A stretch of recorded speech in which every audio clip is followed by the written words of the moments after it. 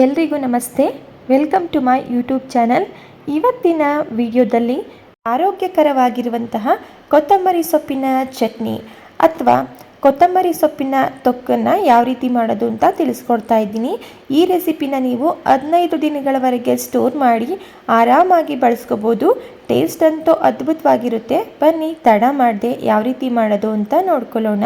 ಮೊದಲು ನಾನಿಲ್ಲಿ 1 ಹಿಡಿ ಆಗುವಷ್ಟು ಕೊತ್ತಂಬರಿ ಸೊಪ್ಪನ್ನು ವಾಶ್ ಮಾಡಿ ಈ ರೀತಿ ಸಣ್ಣದಾಗಿ ಕಟ್ ಮಾಡಿ ಇಟ್ಕೊಂಡಿದ್ದೀನಿ. ಈಗ ಇದನ್ನು ಪಕ್ಕಕ್ಕೆ ಇಟ್ಕೊಳ್ಳೋಣ. ನೆಕ್ಸ್ಟ್ ನಾನಿಲ್ಲಿ ಗ್ಯಾಸ್ ಸ್ಟವ್ನ ಆನ್ ಮಾಡಿ ಒಂದು ಪ್ಯಾನ್ ಇಟ್ಕೊಂಡು ಇದಕ್ಕೆ 1 ಸ್ಪೂನ್ ಆಗುವಷ್ಟು ಎಣ್ಣೆನ ಸೇರಿಸ್ಕೊಂಡಿದ್ದೀನಿ. ಎಣ್ಣೆ ಬಿಸಿಯಾಗಿದ್ದ ನಂತರ ನಾವು ಕಟ್ ಮಾಡಿ ಇಟ್ಕೊಂಡಿರುವಂತಹ ಕೊತ್ತಂಬರಿ ಸೊಪ್ಪನ್ನು ಸೇರಿಸಿ ನಾವಿಲ್ಲಿ ಸೇರಿಸಿರುವಂತಹ ಕೊತ್ತಂಬರಿ ಸೊಪ್ಪು 50% ಅಷ್ಟು ಫ್ರೈ ಆಗಬೇಕು. ಅಲ್ಲಿವರೆಗೂ ಇದನ್ನು ಮಿಕ್ಸ್ ಮಾಡ್ಕೊಳ್ತಾ ಫ್ರೈ ಮಾಡ್ಕೊಳ್ಳೋಣ.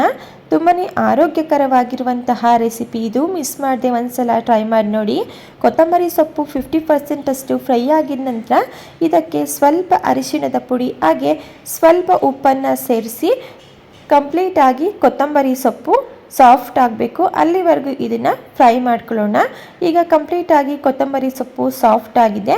ಇದನ್ನು ನಾನಿಲ್ಲಿ ಒಂದು ಪ್ಲೇಟ್ಗೆ ತೆಗೆದಿಟ್ಕೊಳ್ತಾ ಇದ್ದೀನಿ. ಮನೇಲಿ ತರಕಾರಿ ಇಲ್ಲದೆ ಇದ್ದಾಗೂ ಸಹ ಈ ಕೊತ್ತಂಬರಿ ಸೊಪ್ಪನ್ನು ಮಾಡಿ ಫ್ರಿಜ್ಜಲ್ಲಿ ಸ್ಟೋರ್ ಮಾಡಿಕೊಂಡ್ರೆ ಯಾವಾಗ ಬೇಕಾದರೂ ರೈಸ್ ಜೊತೆ, ಚಪಾತಿ, ರೊಟ್ಟಿ ಜೊತೆ ಹಾಕೊಂಡು ತಿನ್ಬೋದು. ಈಗ ಪ್ಲೇಟ್ಗೆ ಸೇರಿಸ್ಕೊಂಡಿರುವಂತಹ ಕೊತ್ತಂಬರಿ ಸೊಪ್ಪನ್ನ ಕಂಪ್ಲೀಟಾಗಿ ತಣ್ಣಗಾಗ್ಲಿಕ್ಕೆ ಬಿಡೋಣ. ನೆಕ್ಸ್ಟ್ ನಾನಿಲ್ಲಿ ಒಂದು ಮಿಕ್ಸರ್ ಜಾರ್ ತೊಗೊಂಡಿದ್ದೀನಿ. ಮಿಕ್ಸರ್ ಜಾರ್ಗೆ ಮೀಡಿಯಮ್ ಸೈಜ್ದು 2 ಈರುಳ್ಳಿನ ಕಟ್ ಮಾಡಿ ಸೇರಿಸ್ಕೊಳ್ತಾ ಇದ್ದೀನಿ. ಇದ್ರ ಜೊತೆಗೆ 1 ಗೆಡ್ಡೆಯಾಗುವಷ್ಟು ಬೆಳ್ಳುಳ್ಳಿ ಹಾಗೆ 1 ಇಂಚ್ ಆಗುವಷ್ಟು ಶುಂಠಿನ ಸೇರಿಸ್ಕೊಳ್ತಾ ಇದ್ದೀನಿ. ಖಾರಕ್ಕೋಸ್ಕರ ನಾನಿಲ್ಲಿ ಅರ್ಧ ಟೀ ಸ್ಪೂನ್ ಆಗುವಷ್ಟು ಚಿಲ್ಲಿ ಪೌಡರ್ ಹಾಗೆ ಕಲರ್ಗೋಸ್ಕರ ನಾನಿಲ್ಲಿ ಅರ್ಧ ಟೀ ಸ್ಪೂನ್ ಆಗುವಷ್ಟು ಕಾಶ್ಮೀರಿ ರೆಡ್ ಚಿಲ್ಲಿ ಪೌಡರ್ನ ಸೇರಿಸ್ಕೊಳ್ತಾ ಇದ್ದೀನಿ. ಇದು ಆಪ್ಷನಲ್, ಬೇಕು ಅಂದರೆ ಸೇರಿಸ್ಕೊಳ್ಳಿ, ಇಲ್ಲ ಅಂದರೆ ಸ್ಕಿಪ್ ಮಾಡ್ಕೊಳ್ಳಿ. ಹಾಗೆ ಇದ್ರ ಜೊತೆಗೆ ಅರ್ಧ ಟೀ ಸ್ಪೂನ್ ಆಗುವಷ್ಟು ಜೀರಿಗೆ, ಇದನ್ನು ರುಬ್ಲಿಕ್ಕೆ ಅವಶ್ಯಕತೆ ಇರೋಷ್ಟು ನೀರು, ಇಷ್ಟು ಪದಾರ್ಥಗಳನ್ನ ಸೇರಿಸಿ ಇದನ್ನು ನಾನು ನೈಸಾಗಿ ಪೇಸ್ಟ್ ಮಾಡ್ಕೊಳ್ತಾ ಇದ್ದೀನಿ. ಈಗ ನೀವು ಇಲ್ಲಿ ನೋಡ್ತಾ ಇರ್ಬೋದು ಯಾವ ರೀತಿ ನಾನು ಪೇಸ್ಟ್ ಮಾಡ್ಕೊಂಡಿದ್ದೀನಿ ಅಂತ. ಈಗ ಇದು ಆಗಿದೆ. ಇದನ್ನು ಪಕ್ಕಕ್ಕೆ ಇಟ್ಕೊಳ್ಳೋಣ. ನೆಕ್ಸ್ಟ್ ನಾನು ಇಲ್ಲಿ ಗ್ಯಾಸ್ ಸ್ಟವ್ನ ಆನ್ ಮಾಡಿಕೊಂಡು ನಾವು ಕೊತ್ತಂಬರಿ ಸೊಪ್ಪನ್ನ ಫ್ರೈ ಮಾಡಿ ಇಟ್ಕೊಂಡಿರುವಂತಹ ಪ್ಯಾನ್ನೇ ಇಟ್ಕೊಂಡಿದ್ದೀನಿ. ನಾನಿಲ್ಲಿ 2 ಸ್ಪೂನ್ ಆಗುವಷ್ಟು ಎಣ್ಣೆನ ಸೇರಿಸ್ಕೊಳ್ತಾ ಇದ್ದೀನಿ. ನೀವೇನಾದರೂ ಈ ತೊಕ್ಕು ರೆಸಿಪಿನ 15 ದಿನವರೆಗೂ ಸ್ಟೋರ್ ಮಾಡಿದ್ರೆ ಒಂದು 4 ರಿಂದ 5 ಸ್ಪೂನ್ ಆಗುವಷ್ಟು ಎಣ್ಣೆನ ಸೇರಿಸಿ ಈ ತೊಕ್ಕು ರೆಸಿಪಿನ ಮಾಡ್ಕೋಬೇಕಾಗುತ್ತೆ. ನಂತರ ಇದಕ್ಕೆ ಅರ್ಧ ಟೀ ಸ್ಪೂನ್ ಆಗುವಷ್ಟು ಉದ್ದಿನಬೇಳೆ, ಅರ್ಧ ಟೀ ಸ್ಪೂನ್ ಆಗುವಷ್ಟು ಕಡಲೆಬೇಳೆನ ಸೇರಿಸಿ ಕಲರ್ ಚೇಂಜ್ ಆಗೋವರೆಗೂ ಫ್ರೈ ಮಾಡಿಕೊಂಡು ನಂತರ ಇದಕ್ಕೆ ಸ್ವಲ್ಪ ಸಾಸಿವೆ, ಸ್ವಲ್ಪ ಜೀರಿಗೆ ಹಾಗೆ ಸ್ವಲ್ಪ ಕರಿಬೇವಿನ ಸೊಪ್ಪನ್ನು ಸೇರಿಸ್ಕೊಳ್ತಾ ಇದ್ದೀನಿ.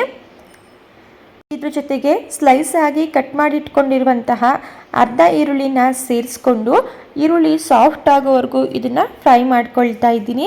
ಈರುಳ್ಳಿ ಸಾಫ್ಟ್ ಆಗಿದ ನಂತರ ಇದಕ್ಕೆ ನಾವು ಮಿಕ್ಸರ್ ಜಾರ್ನಲ್ಲಿ ಗ್ರೈಂಡ್ ಮಾಡಿ ಇಟ್ಕೊಂಡಿರುವಂತಹ ಈರುಳ್ಳಿ ಪೇಸ್ಟನ್ನು ಸೇರಿಸಿ ಜೊತೆಗೆ ಸ್ವಲ್ಪ ಮಿಕ್ಸರ್ ಜಾರ್ಗೆ ನೀರನ್ನು ಸೇರಿಸಿ ಅದನ್ನು ಸಹ ನಾನಿಲ್ಲಿ ಸೇರಿಸ್ಕೊಳ್ತಾ ಇದ್ದೀನಿ. ಇಲ್ಲಿ ಜಾಸ್ತಿ ನೀರನ್ನು ಸೇರಿಸ್ಕೋಬೇಡಿ. ಮಿಕ್ಸರ್ ಜಾರ್ಗೆ ಒಂದು 2 ರಿಂದ 3 ಸ್ಪೂನ್ ಆಗುವಷ್ಟು ನೀರನ್ನು ಸೇರಿಸಿ ಗ್ರೇವಿಗೆ ಸೇರಿಸ್ಕೊಂಡ್ರೆ ಸಾಕು. ನಂತರ ರುಚಿಗೆ ತಕ್ಕಷ್ಟು ಉಪ್ಪನ್ನು ಸೇರಿಸ್ಕೊಂಡು ಮಿಕ್ಸ್ ಮಾಡಿಕೊಂಡು ಇದನ್ನು ಫ್ರೈ ಮಾಡ್ಕೋಬೇಕಾಗುತ್ತೆ. ಯಾಕಂದರೆ ನಾವಿಲ್ಲಿ ಈರುಳ್ಳಿನ ಹಸಿಯಾಗಿ ರುಬ್ಬಿರೋದ್ರಿಂದ ಈರುಳ್ಳಿಲಿರುವಂತಹ ಹಸಿ ಸ್ಮೆಲ್ಲೆಲ್ಲ ಹೋಗಬೇಕು. ಸ್ವಲ್ಪ ಈ ಗ್ರೇವಿ ಬೆಂದು ಗಟ್ಟಿಯಾಗಬೇಕು. ಅಲ್ಲಿವರೆಗೂ ಇದನ್ನು ಮಿಕ್ಸ್ ಮಾಡ್ಕೊಳ್ತಾ ಒಂದು ಲಿಡ್ಡನ್ನು ಕ್ಲೋಸ್ ಮಾಡಿ ಮಧ್ಯ ಮಧ್ಯದಲ್ಲಿ ತಿರುಗಿಸ್ಕೊಂಡು ಚೆನ್ನಾಗಿ ಫ್ರೈ ಮಾಡ್ಕೊಳ್ಳೋಣ. ಈಗ ನೀವಿಲ್ಲಿ ನೋಡ್ತಾ ಇರ್ಬೋದು ಗ್ರೇವಿ ಕೂಡ ಬೆಂದು ಗಟ್ಟಿಯಾಗಿದೆ. ಇದಕ್ಕೆ ನಾನೀಗ ಎಣ್ಣೆಯಲ್ಲಿ ಫ್ರೈ ಮಾಡಿಟ್ಕೊಂಡಿರುವಂತಹ ಕೊತ್ತಂಬರಿ ಸೊಪ್ಪನ್ನು ಸೇರಿಸ್ಕೊಳ್ತಾ ಇದ್ದೀನಿ. ಹಾಗೆಯೇ ನೀವು ಉಪ್ಪನ್ನು ನೋಡಿ ಸೇರಿಸ್ಕೊಳ್ಳಿ. ಯಾಕಂದರೆ ನಾವು ಕೊತ್ತಂಬರಿ ಸೊಪ್ಪನ್ನು ಫ್ರೈ ಮಾಡಲಿಕ್ಕೆ ಆಲ್ರೆಡಿ ಸ್ವಲ್ಪ ಉಪ್ಪನ್ನು ಸೇರಿಸಿದ್ವಿ. ಆದ್ದರಿಂದ ಉಪ್ಪನ್ನು ಗ್ರೇವಿಗೆ ಸೇರಿಸಬೇಕಾದ್ರೆ ನೋಡಿ ಸೇರಿಸ್ಕೊಳ್ಳಿ. ಕೊತ್ತಂಬರಿ ಸೊಪ್ಪನ್ನು ಸೇರಿಸಿದ ನಂತರ ಗ್ರೇವಿ ಜೊತೆ ಚೆನ್ನಾಗಿ ಹೊಂದ್ಕೊಳ್ಳೋ ರೀತಿ ಇದನ್ನು ಮಿಕ್ಸ್ ಮಾಡಿಕೊಂಡು ಮಧ್ಯ ಮಧ್ಯದಲ್ಲಿ ತಿರುಗಿಸ್ಕೊಳ್ತಾ ಒಂದು ಲಿಡ್ಡನ್ನು ಕ್ಲೋಸ್ ಮಾಡಿ ಕಂಪ್ಲೀಟಾಗಿ ಗ್ರೇವಿ ಬೆಂದು ಗಟ್ಟಿಯಾಗಬೇಕು. ಹಾಗೆ ಎಣ್ಣೆ ಕೂಡ ರಿಲೀಸ್ ಆಗಬೇಕು. ಅಲ್ಲಿವರೆಗೂ ಮಿಕ್ಸ್ ಮಾಡ್ಕೊಳ್ತಾ ಇದನ್ನು ಫ್ರೈ ಮಾಡ್ಕೊಳ್ಳೋಣ. ಈಗಿಲ್ಲಿ ನೀವೇ ನೋಡ್ತಾ ಇರ್ಬೋದು ಗ್ರೇವಿ ಕೂಡ ಬೆಂದು ಕಲರ್ ಚೇಂಜ್ ಆಗಿದೆ. ಪ್ಯಾನ್ ತಳ ಕೂಡ ಬಿಡ್ತಾ ಇದೆ. ಈಗ ನೀವು ಇಲ್ಲಿ ನೋಡ್ತಾ ಇರ್ಬೋದು, ನಾನಿಲ್ಲಿ ಸ್ವಲ್ಪ ಎಣ್ಣೆನ ಸೇರಿಸಿರೋದ್ರಿಂದ ಇದರಲ್ಲಿ ಅಷ್ಟು ಎಣ್ಣೆ ಕಾಣಿಸೋದಿಲ್ಲ. ಈ ತೊಕ್ಕು ರೆಸಿಪಿನ ನಾನು ಒಂದು 3 ದಿನದೊಳಗಡೆ ಖಾಲಿ ಮಾಡ್ಕೊಳ್ತೀನಿ, ಆದ್ದರಿಂದ ಕಮ್ಮಿ ಎಣ್ಣೆನ ಬಳಸ್ಕೊಂಡಿದ್ದೀನಿ. ನೀವೇನಾದರೂ ಒಂದು 15 ದಿನ ಸ್ಟೋರ್ ಮಾಡ್ತೀನಿ ಅಂತ ಹೇಳಿದ್ರೆ ಒಂದು 4 ರಿಂದ 5 ಟೇಬಲ್ ಸ್ಪೂನ್ ಆಗುವಷ್ಟು ಎಣ್ಣೆನ ಸೇರಿಸಿ ಎಣ್ಣೆ ಕಂಪ್ಲೀಟಾಗಿ ರಿಲೀಸ್ ಆಗೋವರೆಗೂ ಈ ತೊಕ್ಕು ರೆಸಿಪಿನ ಫ್ರೈ ಮಾಡಿಕೊಂಡು ನಂತರ ಒಂದು ಏರ್ ಟೈಟ್ ಕಂಟೈನರ್ನಲ್ಲಿ ಹಾಕಿ ಫ್ರಿಡ್ಜ್ನಲ್ಲಿ 15 ದಿನಗಳವರೆಗೆ ಇದನ್ನು ಸ್ಟೋರ್ ಮಾಡಿ ಬಳಸ್ಕೋಬೋದು. ಚಪಾತಿ, ರೊಟ್ಟಿ, ದೋಸೆ ಎಲ್ಲದಕ್ಕೂ ಸೂಪರ್ ಆಗಿರುತ್ತೆ. ಹಾಗೆ ರೈಸ್ ಕೂಡ ಸೂಪರ್ ಕಾಂಬಿನೇಷನ್. ಇದನ್ನು ಸ್ಟೋರ್ ಮಾಡಿ ಒಂದ್ಸಲ ನೀವು ಇಟ್ಕೊಂಡ್ರೆ ಬೇಕಾದರೂ ತಿನ್ಬೋದು. ತುಂಬಾ ಆರೋಗ್ಯಕರವಾಗಿರುವಂತಹ ರೆಸಿಪಿ. ಈಗ ನಾನಿಲ್ಲಿ ರೆಡಿಯಾಗಿರುವಂತಹ ಕೊತ್ತಂಬರಿ ಸೊಪ್ಪಿನ ಚಟ್ನಿ ಅಥವಾ ತೊಕ್ಕು ರೆಸಿಪಿನ ಒಂದು ಬೌಲ್ಗೆ ಸರ್ವ್ ಮಾಡ್ಕೊಂಡಿದ್ದೀನಿ. ಹಾಗೆ ನಾನಿಲ್ಲಿ ಬಿಸಿ ಬಿಸಿ ರೈಸ್ ಜೊತೆ ಇವತ್ತು ಕೊತ್ತಂಬರಿ ಸೊಪ್ಪಿನ ತೊಕ್ಕು ರೆಸಿಪಿನ ಸರ್ವ್ ಮಾಡ್ಕೊಳ್ತಾ ಇದ್ದೀನಿ. ಟೇಸ್ಟಲ್ಲಿ ಯಾವುದೇ ರೀತಿಯ ಕಾಂಪ್ರಮೈಸ್ ಇರೋದಿಲ್ಲ. ಓಕೆ ಫ್ರೆಂಡ್ಸ್, ಇವತ್ತಿನ ಕೊತ್ತಂಬರಿ ಸೊಪ್ಪಿನ ತೊಕ್ಕು ಅಥವಾ ಚಟ್ನಿ ರೆಸಿಪಿ ನಿಮಗೆ ಇಷ್ಟ ಆಗಿದ್ರೆ ಇದೇ ರೀತಿ ಹೆಲ್ದಿ ಹಾಗೂ ಸಿಂಪಲ್ ರೆಸಿಪಿಗಳಿಗಾಗಿ ನೀವು ಮಾಡಬೇಕಾಗಿರೋದು ಇಷ್ಟೇ. ವಿಡಿಯೋಗೆ ಒಂದು ಲೈಕ್ ಮಾಡಿ.